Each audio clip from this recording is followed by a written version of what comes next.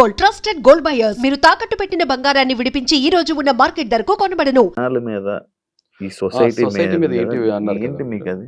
చిన్నప్పటి నుంచి ఏంటంటే నాకు నేను యూనో స్కూలింగ్ ఏదైతే ఉందో చిన్నప్పుడు ఓకే పుట్టి పెరగటం విజయవాడ. Hmm. బట్ ఒక ప్రాంతాన్ని నేను ఆపాదించదు దయచేసి. ఓకే నేను చెప్పేస్తాను క్లియర్గా. ఇప్పుడు అంటే హైదరాబాద్ సెటిల్ అయ్యా, నేను ఆల్ అక్రాస్ ఇండియా తిరగడం జరిగింది. చాలా ప్రాంతాల్లో నేను వెళ్ళి వర్క్స్ చేయడం జరిగింది. అయితే నేను స్కూల్లో అయిపోగానే రోడ్ అవతల ఏదైతే మన గ్రౌండ్ ఉంటుందో గ్రౌండ్లో కూర్చుని ఆటలాడుతుంటే చూస్తున్నాడు. చిన్నపిల్లడు చాలా చిన్నప్పుడు, లైక్ 3rd 4th స్టాండర్డ్ అయితే మా పేరెంట్స్ వచ్చి ఎత్తుకుని నేను అక్కడి నుంచి తీసుకుని వెళ్ళేవాళ్ళు. అలా స్పోర్ట్స్ మీద చాలా ప్యాషన్తో పిచ్చితో పెరిగినవాడిని నేను. పైకి ఎదిగే కొద్దీ స్పోర్ట్స్ దగ్గర ఆ రంగంలో నేను కాలేజ్ ఏజ్కి వచ్చి ఆటోమేటిక్ మామూలుగా మనం గల్లీ ప్లేయర్స్ మనం ఆడతాం కదా, నార్మల్ రా టాలెంట్ చాలా బాగా ఆడేవాడిని. అలా ఎక్సెల్ అవుతున్నా, ప్రోగ్రెస్ అవుతున్నాను. ఆ డ్రీమ్స్ ఏదైతే ఉన్నాయో ఆ డ్రీమ్స్ అచీవ్ చేసుకోలేకపోవడం కారణం ఆర్థిక పరిస్థితులు మనందరికీ ఉంటాయి కదా. మిడిల్ క్లాస్ ఫ్యామిలీ అంటే మనం అంటే చాలా మంది పేరెంట్స్కి ఉంటుంది అంటే నాన్న ఆటలు తిండి పెట్టవు, అంటే ఆటలు కూడా ఒక ప్రొఫెషన్గా తీసుకోవచ్చు, ఒక ప్యాషన్ లాగా లైఫ్లో కెరీర్లో తీసుకోవచ్చు అనేది చాలా మంది ఉంటుంది. అది ఆర్థిక పరిస్థితులు కూడా దాన్ని మ్యాటర్ చేస్తాయి కాబట్టి నా డ్రీమ్గానే ఉంచేస్తాను, దాన్ని ఎక్సెల్ అవ్వలేకపోయాను.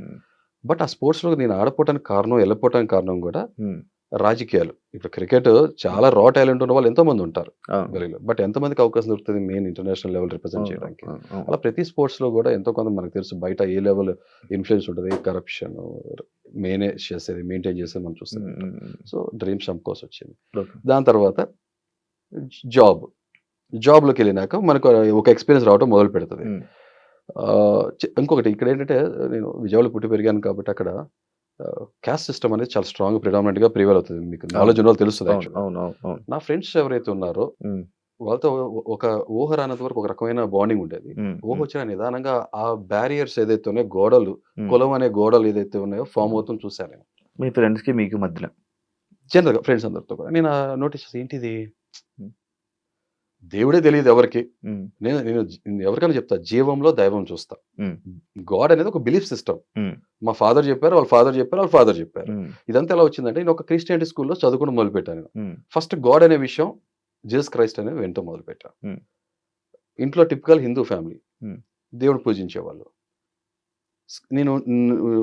మేము ఉంటున్న రెంట్ ఉన్న హౌస్ ఏదైతే ఉందో ముస్లిమ్స్ ఉండేవాళ్ళు బాగా. సో ఇప్పుడు 3 రిలీజన్స్ నా మైండ్లోకి వెళ్తున్నప్పుడు క్వశ్చన్ మార్క్ స్టార్ట్ అవుతుంది ఆబ్వియస్ గా. Who is the most powerful, who is what అనే ఒక క్వశ్చన్ మార్క్. అక్కడి నుంచి ఆ రీజనింగ్. మీకు ఎందుకు పవర్ఫుల్, ఎవరు పవర్ఫుల్ అయితే మీకేంటి, మీకేం రావు కదా, లాభాలు ఏమి ఉండవు కదా. ఇక్కడ కాంట్రడిక్షన్ ఎందుకు? ఒకలే దేవుడు అంటున్నారు కదా, అన్నప్పుడు ఎంతమంది పేర్లు చెప్తున్నారు? ఇప్పుడు మీలాంటి మనిషి యాక్చువల్లీ దేవుడిని నమ్మకూడదు. అది చెప్తున్నా కదా, నాకు ఒకటి చెప్పినప్పుడు అది కరెక్టా కాదని తెలుసుకోవాల్సిన బాధ్యత నాకు ఉంటుంది కదా. ఏం తెలుసుకున్నారు ఎవరు పవర్ఫుల్? అదే చెప్తున్నా కదా, అసలు ఆన్సర్స్ దొరకలే కదా, ఎవరికి దగ్గర ఆన్సర్స్ లేవు.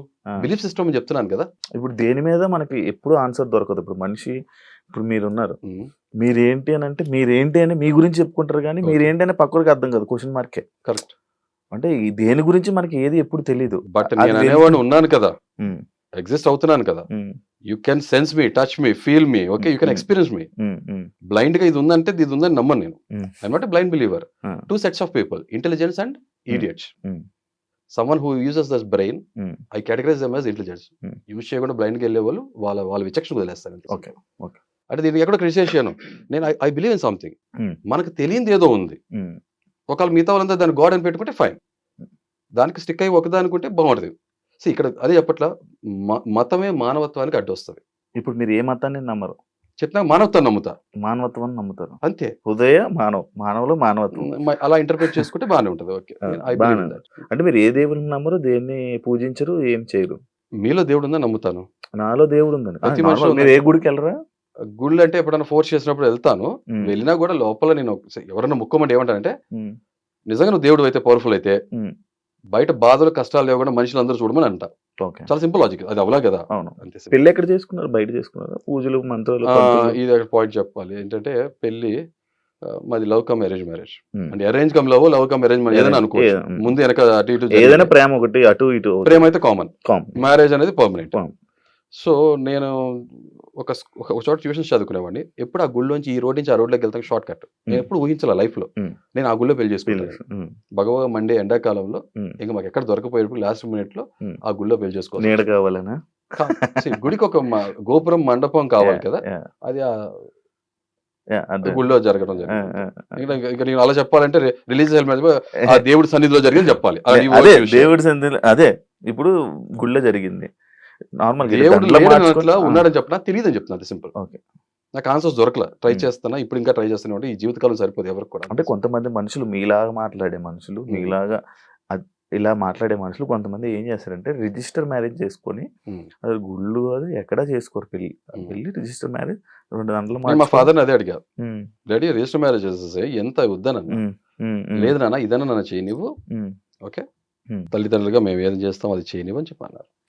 బ్రో మీరు ఏం జాబ్ చేస్తుంటారు Work. ఆకలితో ఉన్నప్పుడు ఇదే తింటాననే లేకుండా, పర్టికులర్ గా లేకుండా, Hmm.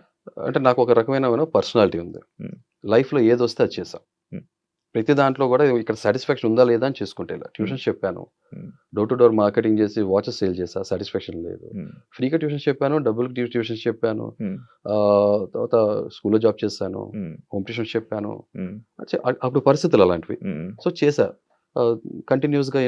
ఒక వర్స్టైల్ పర్సన్ అనుకోవచ్చు. Banking, telecom, retail, finance, pharma అన్ని రంగాల్లో చేతులు పెట్టా, అన్నీ తెలుసుకున్నాను. వీటిలో Okay. ఎక్కడ కూడా నాకు ఈ సాటిస్ఫాక్షన్ కలగలేదు. ఇవాళ రేపు చాలా మంది మనం ఎవరు అడిగినా మీకు జాబ్ సాటిస్ఫాక్షన్ ఉందంటే లేదనే చెప్తారు. Hmm. ఎందుకంటే మన డ్రీమ్ బతుకు లైఫ్ లీడ్ చేయట్లేదు కదా, మనం కోరుకున్న లైఫ్ మనకు వచ్చింది అందిపుచ్చుకుని దాంట్లో సర్వే అవుతున్నాం, అంతే కదా. ఓకే. అంతే సింపుల్. దాని తర్వాత ఇక మ్యారేజ్.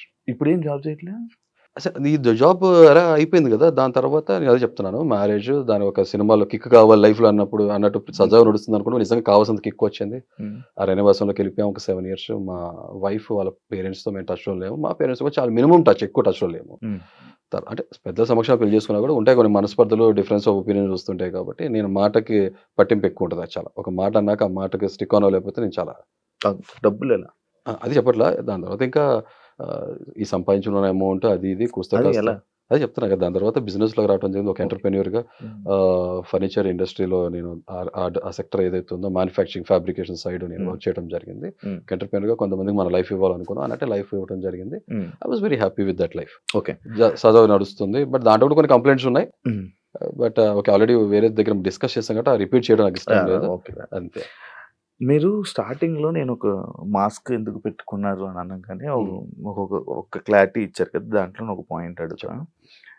మీ స్కిన్ ని జడ్జ్ చేస్తారని చెప్పి మిమ్మల్ని, అంతే కదా, మిమ్మల్ని మీ face, మీ looks అది జడ్జ్ చేస్తారని ఒక చెప్పి. రీజన్ అయితే సొసైటీతో నాకున్న కంప్లైంట్ వల్ల సొసైటీని ఫేస్ చేయడం ఇష్టం లేక నేను మాస్క్ పెట్టుకుంటారు. ఇప్పుడు మీరు వర్క్ స్పేసెస్ లో కానీ బయట తిరుగుతున్నప్పుడు కూడా మీరు మాస్క్ అని ఉంటుంది, అంటే మీ వర్క్ స్పేస్ లో. నేను చెప్తాను. ఇప్పుడు అంటే ఫర్నిచర్ ఫ్యాబ్రికేషన్ దాంట్లో ఉన్నప్పుడు కూడా నేను బయట వర్క్ చేసేప్పుడు ఆ నోస్ మాస్క్ ఏదైతే సర్జికల్ ఉందో I use to wear, most of the time I use to wear that mask.